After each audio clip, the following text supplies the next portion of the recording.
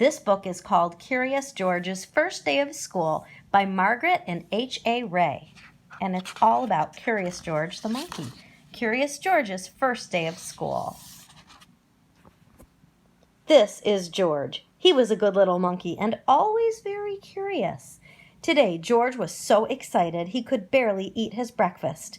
"You have a big day ahead of you, George," said his friend, the man with the yellow hat. It was a big day for George. It was his first day of school, and he had been invited to be a special helper. George and his friend walked together to the schoolyard. Some of the children were nervous, but George could not wait for the fun to begin.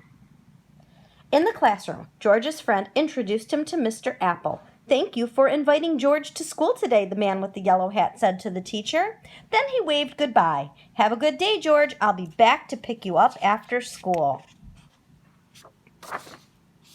The children were excited to have a monkey in class. "George is going to be our special helper," Mr. Apple told them. And on the board it says, "Mr. Apple says, welcome to your first day of school." And what a helper he was. At story time, George held the book. At math time, the children could count on George. And at recess, George made sure everyone had a ball and a well-balanced snack.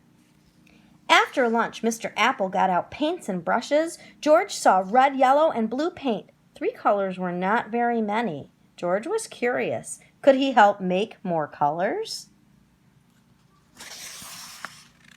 First, George mixed red and blue to make purple. Next, George mixed red and yellow to make orange. Then, George mixed yellow and blue to make green.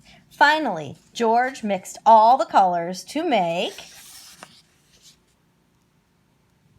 This is a thinking page, boys and girls. A thinking page is a page with no words on it. You have to think about what is happening. A big mess. The children thought the mess was funny, but Mr. Apple did not. "Oh dear," he said, "we are going to need something to clean this up. Everyone, please sit quietly while I look."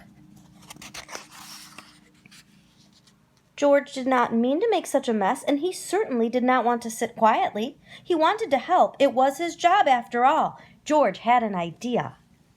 In the hallway, George found a closet. In the closet, he found a bucket. In the bucket, he found just what he needed. A mop. George was on his way back to the classroom when he heard somebody yell, "Stop! Stop! What are you doing with my mop?" The janitor ran after George. "Stop! Stop! No running in the halls!" The principal ran after the janitor, but George was going too fast to stop. He grabbed the doorway and swung inside, and... Splosh! The bucket tipped, the mop dropped, and George slid across the floor. Now the mess was even bigger.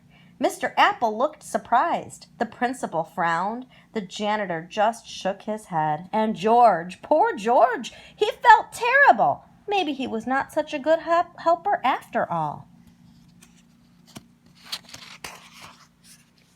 The children felt terrible too.